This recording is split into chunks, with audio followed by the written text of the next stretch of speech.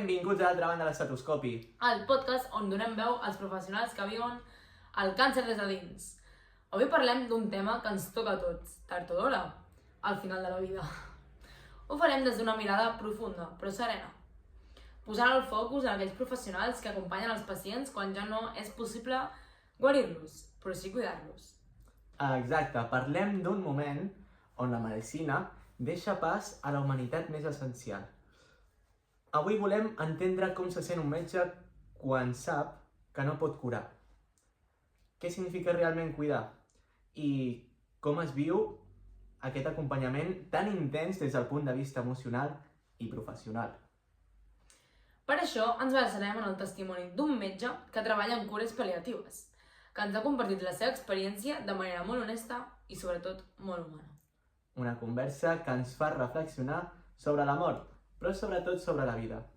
Comencem! La primera pregunta que li vam fer va ser inevitable. Què sents quan saps que un pacient no es pot curar? La seva resposta va ser molt clara. El primer que sents és impotència, però també la necessitat profunda d'acompanyar. Sí, i m'agrada com ho expressa, perquè en aquell moment diu curar deixa pas a cuidar. És una manera de redefinir el sentit de la professió. No es tracta només de la malaltia, sinó de la persona. Exacte. Explica que cuidar vol dir alleujar el dolor, però també dignifica el temps que queda. Dona sentit a cada moment. És un canvi de mirada molt potent. I aquí entren en joc les cures pal·liatives. Ens recorda que no són una rendició, sinó tot el contrari. Una expressió de la humanitat. Quan ja no es pot guarir, encara hi ha molt per fer. De fet, diu que treballar tan a prop de la mort li ha fet veure la vida d'una altra manera. M'ha agradat molt la frase, que deia: tot es redueix a la presència, a la veritat i als petits gestos. És una lliçó que va més enllà de la medicina. També parla d'ajudar els pacients a trobar serenitat. I diu que això no sempre passa per les paraules, sinó per l'escolta. M'ha semblat molt bonic, quan diu escoltar com a forma de cura. I amb les famílies afegeix que el més important és ajudar-les a acceptar el que ve sense culpa. Em sembla molt difícil, emocionalment. Sobretot quan saps que no hi ha retorn possible. Sí, i ell mateix ho reconeix. Que és dur, que una part seva sempre queda dins de cada història, però també explica que molts metges tenen petits rituals per acomiadar-se. Escriure una nota, fer una visita després o compartir-ho a través d'una conversa amb l'equip. Això diu molt del valor de la humanitat dins la professió i també del que costa emocionalment. Comenta que tot i que entre companys es converteixen en emocions, encara hi ha cert tabú en parlar-ne o demanar-ne ajuda. Sí, i subratlla la necessitat de tenir més espais de suport psicològic per als professionals sanitaris. No només per cuidar els altres, sinó també per cuidar-se d'ells mateixos. A mi m'ha impactat molt, especialment, quan va dir que la mort li ha ensenyat a viure amb més intensitat i agraïment. Em sembla una paradoxa preciosa. Aprendre a viure a través del contacte amb la mort. I l'esperança. Parla molt d'això, també de l'esperança, fins i tot en la fase final. Com pot transformar el dolor en pau. No és només una esperança de curar, sinó d'estar en pau amb el que és. Sí, i recorda alguns pacients que li han marcat per la seva força. No calen noms ni detalls, però imagino que són històries que t'acompanyen sempre. I quan li preguntem com definiria la seva feina, respon: acompanyar amb dignitat i amor. Senzill però immers. També fa una crida a la societat. Voldria que entenguéssim que els últims dies de vida també poden tenir sentit, si es viuen amb cura. Que no tot és sofriment, que encara hi pot haver llum, connexió i fins i tot pau. I per acabar, li demanàvem què el fa continuar dedicant-se a això amb tanta vocació. I ell respon: la certesa que, enmig del límit sempre hi ha vida, sempre hi ha sentit, sempre hi ha algú que ens necessita sencers. Una frase preciosa. Resumeix tot el que ens ha compartit. També un recordatori per tots, que fins i tot en el moment més fràgil, la presència i la cura poden donar sentit a aquesta la vida.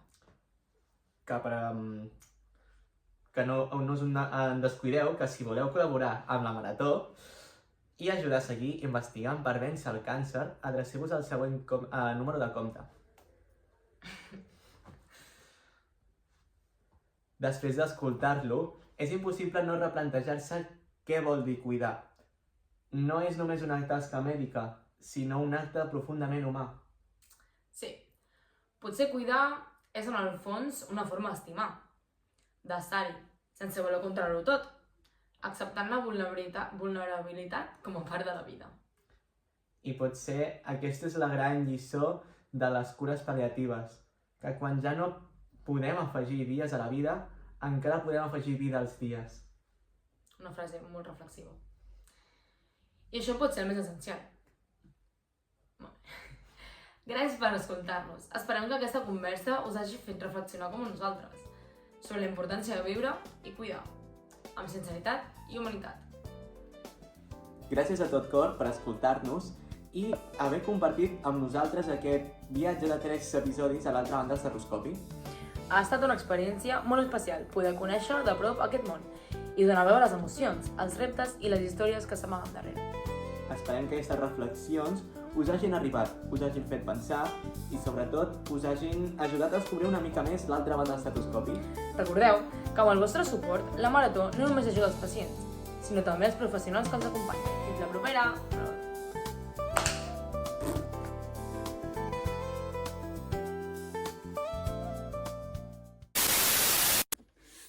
No, No? està molt per arriba. No, que molt per arriba. O sea, ¿qué tramas del móvil?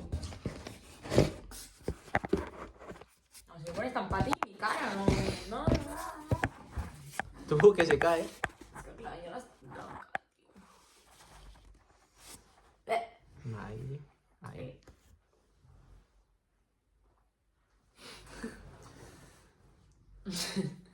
Otto. Sí, está muy arriba, ¿no? Ya, es que te Es lo que estoy diciendo. no lo estoy entendiendo. ¿Por qué? Porque ahora está igual, ¿eh? No sé. No, porque gira la cámara. O sea, gira el móvil, porque la cámara está arriba ahora mismo. Ah, es verdad. Claro. ¿Qué dices? ¿Qué? Vamos a Pero nada. ahora... A ver. Come on. Come on, let's start. Everybody, Se ve, let's se ve. go.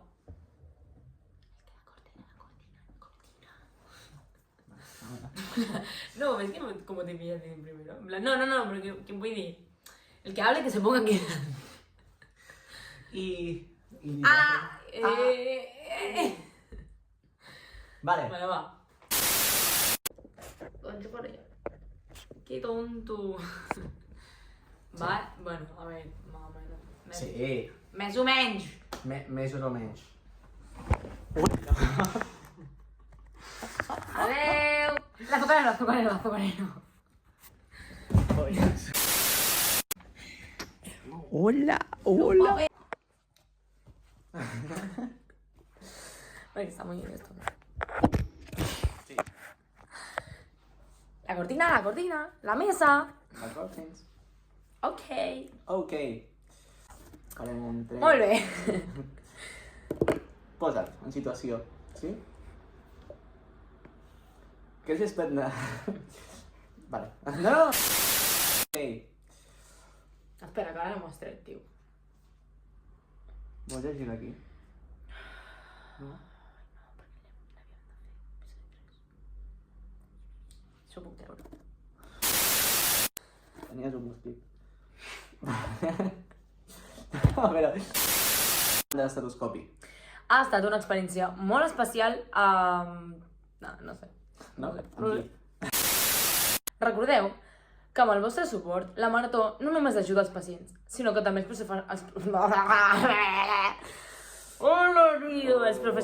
professionals. A l'altra banda de l'estetoscopi. Ha estat una experiència molt què? Ja estàs que no puc més.